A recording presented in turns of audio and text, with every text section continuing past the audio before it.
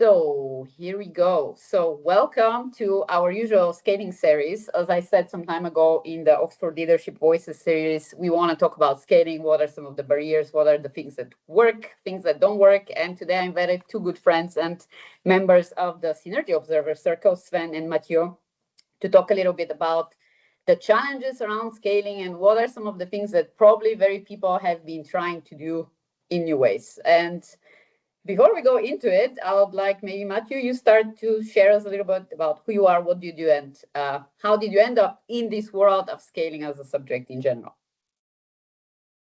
Thank you, Lucy. Thank you for having me. So my name is Mathieu Morand. I'm based in Zurich in Switzerland now. My career has always been about working with low and middle income countries. So I worked in Mexico, I worked for a long time in India, and pretty much I've always worked around the concept of scaling, but from very different perspective. I started as a strategy consultant focused on innovation. So I've done a lot of work on rural innovation, mostly for the agribusiness, the water industry in India.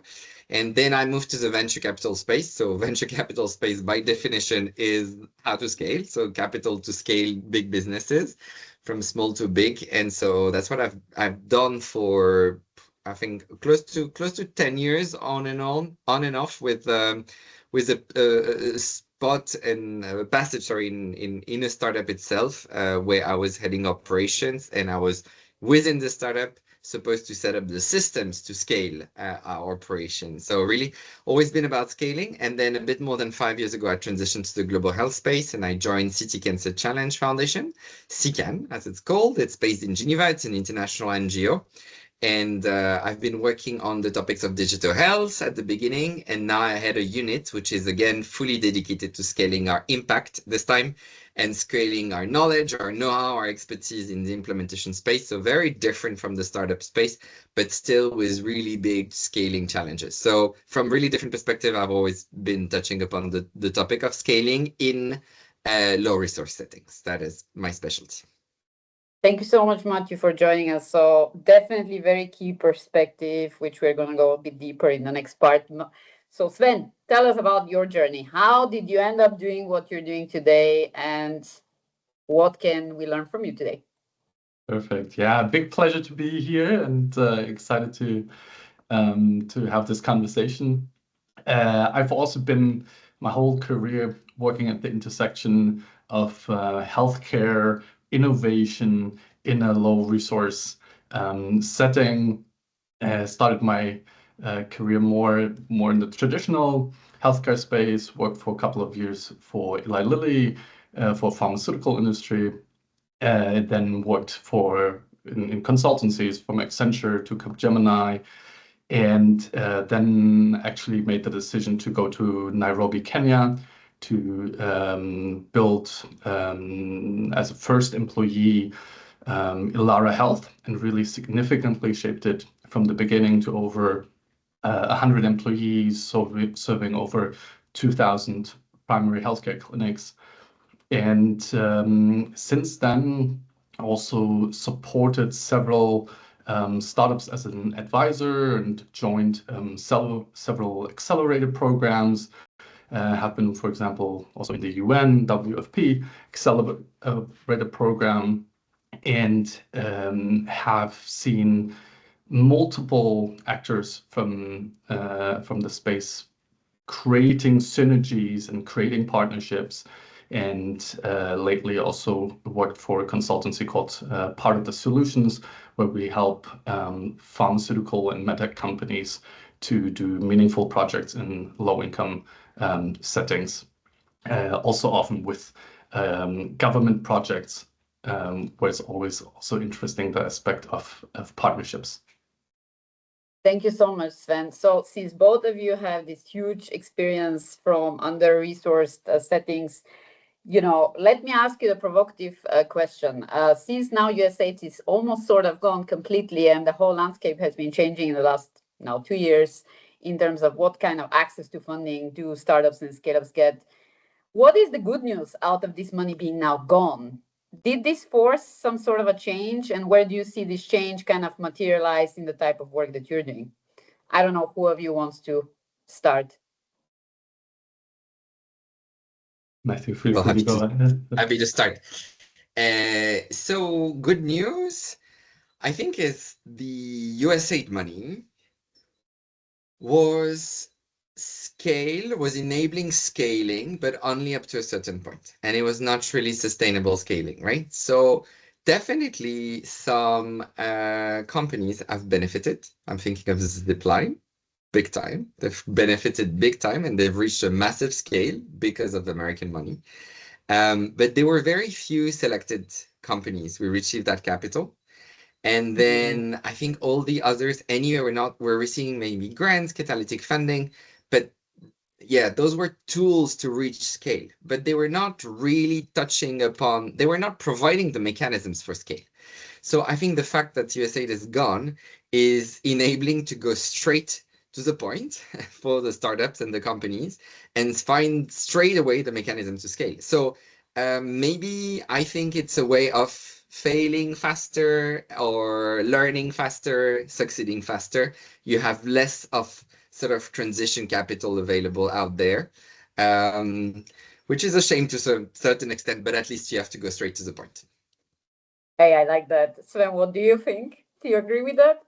Yeah, I mean, like on the one hand, I really feel that um, the money going away, the donor money really helps to focus more on market-driven solutions and really allow companies to function themselves. Because when we look at successful startups in the low resource setting, especially like in the healthcare space, it's very hard to find the companies that are self-sustaining, that are really these success stories and really getting big.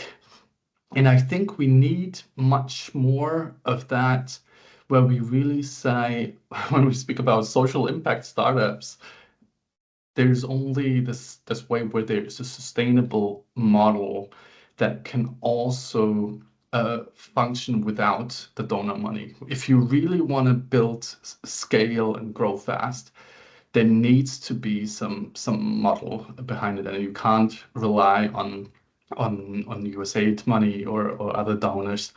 It's great for some catalytic funding, and there are really great programs out there. But what we need more of is really these functioning businesses models. What the impact investors also are looking on is the business model solid, and that's really hard. But that's, I think, what we need more of. Do you feel there is a big difference between, let's say, a digital health startup trying to scale, let's say now you're in Germany, Switzerland, and a digital health startup trying to scale in Ghana or Kenya? Do you think there's a huge difference for them getting to this, let's call, Mathieu, quote you, mechanics for scaling? Do you think their mechanics for scaling are different in any way? And maybe let's start with Mathieu, because you brought the concept and I really love it. I might quote you on that in the future.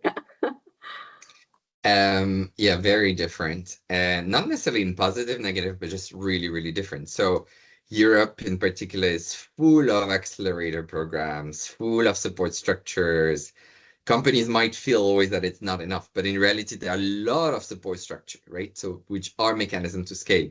In low and middle income countries, well, I know, Lucy, you've set up one of the mechanisms for scale in the region, but honestly, there is very little to support companies. So I do find when I look at startups across different continents that the level of maturity of startups in low income settings is lower in many cases due to the lack of access to this initial support structure that they need to professionalize themselves, right? That's so hard when you're a founder to professionalize your venture and do all the boring things, but which are really important for you to set up a company as a long-lasting business. So I think this is a really big difference.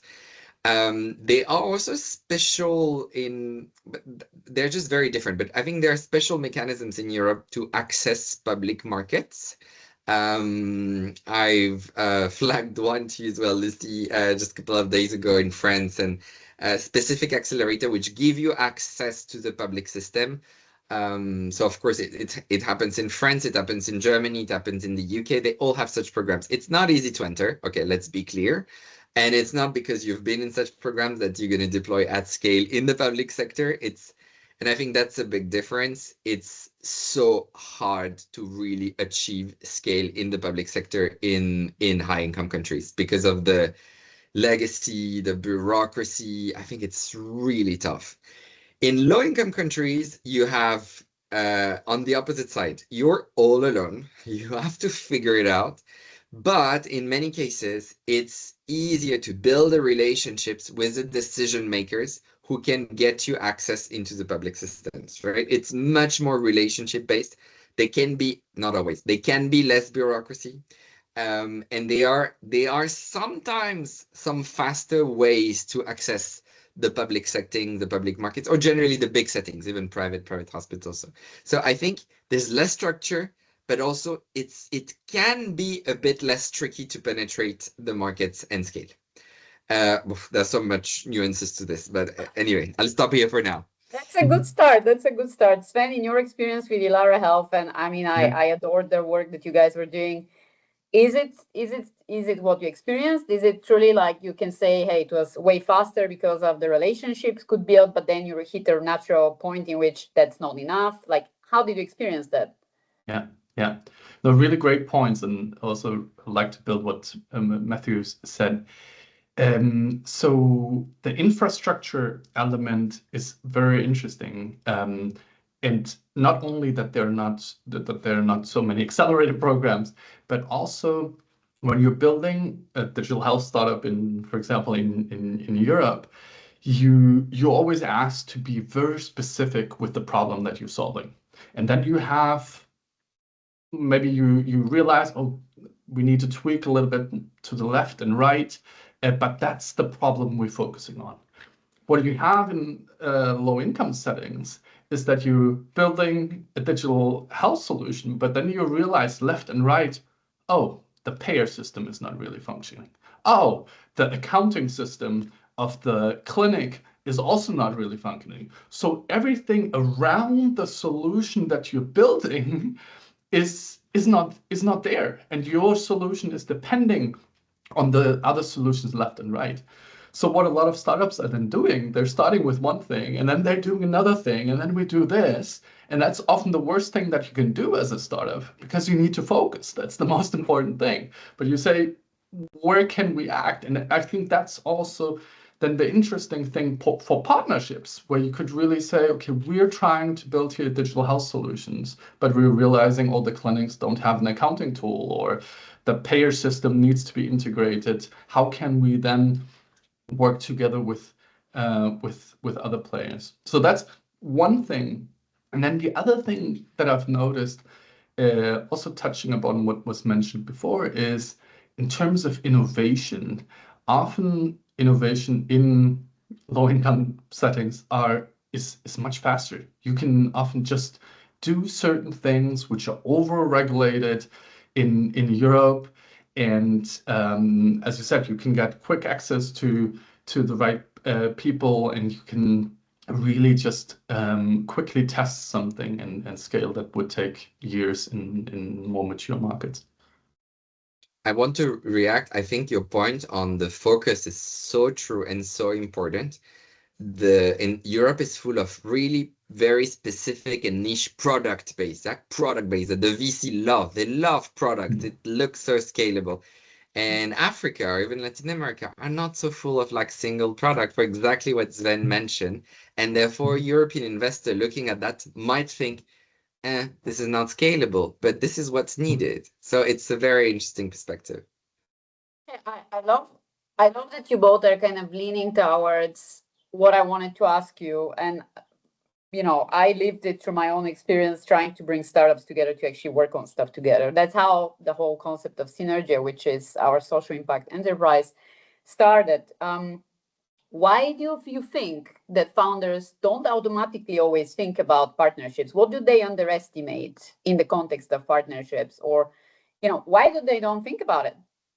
What do you think are the barriers to that for them? Is it Maybe lack of awareness, lack of access to the partnerships. What do you think are the biggest barriers for founders in regards of partnerships?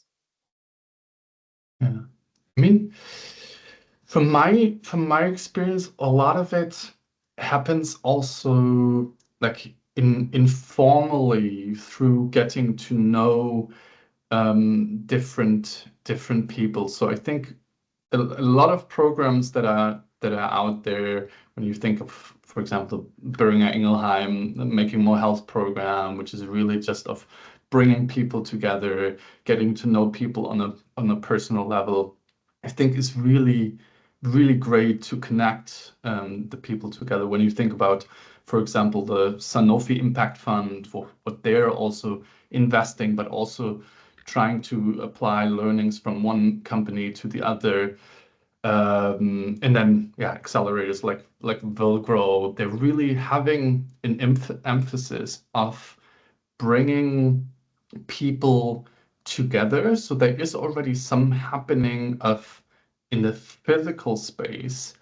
But when it comes, and that's also, I think, where your company is so valuable. But when you really try to do it your own and really reach out to certain people, there's no trust in the system. It's a very lengthy process, and I mean time is very limited. So you often don't have the capacity to really search who all is doing in what fields, whom could I collaborate. But if there's a chance to really simplify that process, I think that would be great value. And I'll take it from a more downstream perspective. I think partnership building is a skill, which is highly undervalued and that very few people have. And so for me, that's where it breaks. It's like, it's not enough to get together. So that's the first step. And Sven talked about it. Let's get together. Second step, let's actually draw a real partnership. And what is a partnership? It's aligning my interest with your interest, finding the common ground and building on that common ground. And that almost no startup knows how to do that. Very few government officials know how to do that. Very few NGO persons know how to do that.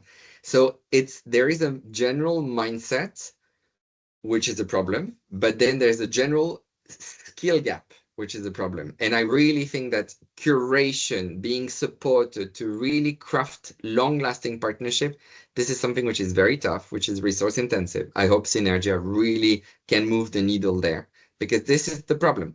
How many events do I attend, and you too, Lucy, right? Where we all come together and we discuss about partnership and it's wonderful. What actually happens? Nothing. Because people don't take the time to actually build a partnership, listen to each other, understand the counterpart's interest. And this is really, really hard.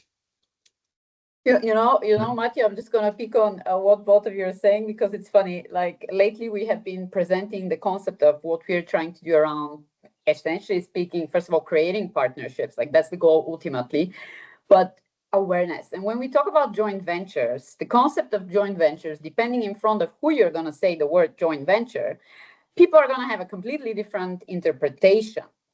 So for some people, it means this heavy thing, which means, oh, let's go and give half of our company, legally speaking, creating a new company, which is like a huge kind of a process. For other people, it's like as simple as a collaboration agreement. But there is this lack of business understanding of what are these novel methods, which are actually not even partnership methods, they're monetization strategies, frankly speaking, of thinking how can we make the pie bigger in terms of revenue sources, pilot validation, market traction, market access. How can we make it bigger before we go and think how to slice it? And I think from what I'm hearing from both of you, there is this huge gap between where they want to go with their individual businesses and what they can today deliver with the right kind of partners. How do you bridge that huge gap? So what do you think that both of these regions, because again, you mentioned Europe and Africa, so I'm just giving this as an example, What can founders from each of those regions maybe learn from each other that they're not currently doing? And what are maybe the 3 things from each one of you that they might consider if they want to like really speed up the scale? Because I think scale is about 2 things, precision, but also speed. If you're shooting everywhere, quite likely you're not gonna land anywhere anyway, even if they keep pouring money into you. What are the 3 things maybe from each one of you? Sven, maybe you want to start? Yeah, good question. I mean, the first thing that comes to my mind is it's often easier said than done, right? But focusing on a real problem where there's a real need. What you generally see in the startup world, be it in Europe or be it elsewhere, is that you are maybe technology and solution driven, that there's a certain technology that enables you to do something, and you think, oh, let's bring it out into the market. But yeah, the biggest issue is really understand, is there really a need? And that's the starting point, and you think about the payer, and it really then depends on the different stages that you're in. A lot of startups, for example, then start scaling too fast, and because they haven't really found this the product market fit where there is the real need. So first understanding the real need, and then once you found it, then you can really hit on scaling. And that's why it's so important to really get to know the customers, get to know the patients, where you're spending really time with them and fully grasping the whole element of the problem. And Mathieu, for you? Yeah, from my perspective, so really sticking to partnership. So I think so I don't think it's more across continent learning. I think the startup founders are the same traits of not being good at partnership all across the board. So I think it's more learn from success stories. They are success stories in the continent, outside of the continent, it doesn't matter. Learn from the success stories of partnership. 2 is put your ego aside. I think this is the biggest thing. So many founders, or not just founders, anyone in the ecosystem, like, we can do it. We can do it. Like, we don't need you. We can do it. But really, do you need to do it? Do you really need to do it yourself? Like, ask yourself the question several times before any decision. I was just having a conversation with one of our corporate partners today who just explained to me the journey they had in terms of product management. And they say, for many years, the product managers were always like, no, we do it ourselves, we do it ourselves. And recently they shifted towards more of a marketplace approach and saying, no, the core of what we do is this, and then we build our marketplace so that we come to the customers as a consortium of value addition, which are all coming together under one single umbrella. But that requires really to put your ego aside and genuinely understand how both values together, as you say, are much bigger than the sum of the individuals. And that's hard. So another thing is get the right support from people who know how to do that. NGOs like us, that's what we do. We do not necessarily with startups, but generally with stakeholders. We know how to get them together and speak this right language. So yeah, many items. Speak the right language is also another thing very important. Many people don't speak the right language. I love to speak the right language. And it's funny, it's as equal in big corporation down to the small startups speak the same language. It's like people, they don't speak the right language. So if you have in mind through your lived experiences, Sven, maybe from you with Illara or, other ventures, have you ever had a partnership where the money was less valuable than the partnership itself? Yeah, so I think when you look in the startup world and speak to an investor, it's rarely the case that you say you select an investor just because of the money. then you're maybe in a very poor situation and you're desperate and need the money, you should look much more for than just the check, right? So generally, if you have an investor, they have really this bird's eye view. They have seen similar companies on a similar track. They can connect you. So for us, it has been definitely so much more the connections that came through the investors, also the accelerators programs that we have been in. And I mentioned before Boehringer Ingelheim and their support in us, where they also offered employees from Boehringer Ingelheim to do some work for us. They've been really helpful in connections, providing resources. So I think for all cases where we received money, there was much more than just the check, but really the connections, the advisory supports. So that's really really key. And Mathieu, for you, when was the how should I say, when was an actual partnership in your observation of funding different organizations being more important than the money that would go into them? I have maybe a controversial opinion here, but I'm a bit prone to say that the best partnerships are the ones without funding relationships. And then the funders are funders and the partners are partners.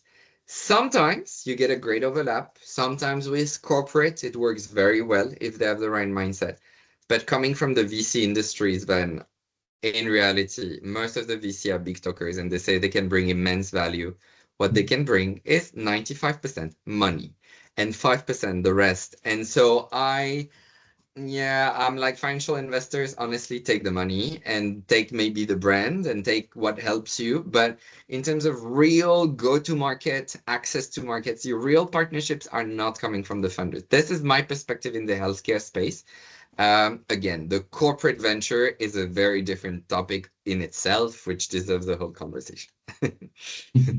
Very good. Well, I will close with one last question just to wrap it up and maybe get your, if you want, tips, if I can put it like that, from founders who are developing their businesses in difficult, challenging contexts.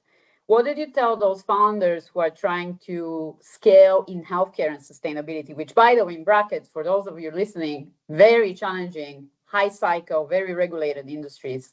But what did you tell these founders who have limited money, very little time, burning cash really fast, so time is limited, the cost of time is quite high, long adoption cycles, and they have the pressure to prove that their thing works actually at the scale? What are maybe the couple of tips that you give them besides the general thing? Yes, go find partners, this is clear. But if you can give them a more granular tip of what do you actually have to do if you have 2 weeks ahead of you and that's like the deadline to the thing you have to do, what would be like the first thing they have to consider? I'm being very radical here. I know I like being radical, but what are some of, maybe one thing, what would you tell them? What tip would you give them? Okay, let's not do it 2 weeks. 1 month. You have 1 month. You have 1 month to go and transform something about your business in such a way that, you know, it gets completely up to speed to where you want it to be. Yeah. I mean, happy to give it a start. Go ahead, Sven. I mean, since we're talking about partnership, I really like the idea of saying for the startup to really understand the core of the problem that they're solving, and then reaching out and seeing for the things that are more at the periphery, how can you there then have the partnerships? Similar was so what Mathieu said before. Okay, what's really the core you're solving for, and are there things at the periphery that you really have to do, or are there maybe other players out there who have done it in the past, who have expertise? And then if you have a quick way of getting in touch with them through a trusted process, then you can buy you a lot of time and really increase your scale. From my perspective, is like be really targeted. So you have 1 month. What is it that you need to achieve? Is it you need to validate your technology, right? In this, I don't know, maybe you have a medical device sort of thing. So you need a proof of concept somewhere. Target the people who can really get you to validate your technology. No need to go to a pharma, no need to go to a government, no need to go to an organization like for which I work today, which is not going to do technology validation for you. Yeah. So be really targeted and go only on that. Don't be opportunistic and take whatever comes your way. So if your product is validated already and you need to get the first contract, then target your low-hanging fruits. Be clear about what is your low-hanging fruits, whatever amount of money you need to sign, just sign something tiny. But I think I see a lot of startups shooting in all directions without having a very clear objective. Why am I talking to this person? What is my purpose? And why do I think this person also has an interest in setting up something with me? So just take a minute, take 2 days out of your months, plan that, and then target only what you really need and cut the noise. I couldn't have closed it better. So cut the noise, get super sharp, be very clear what problem are you solving for others, but also for yourself as a business. And I want to thank both of you for making time for this conversation today. I'm pretty sure it's going to be one of many multiple sort of conversations at different stages of what we're trying to do here. And I do hope truly that it was useful to founders. So thanks so much, and to be continued. Thank you. Lucy.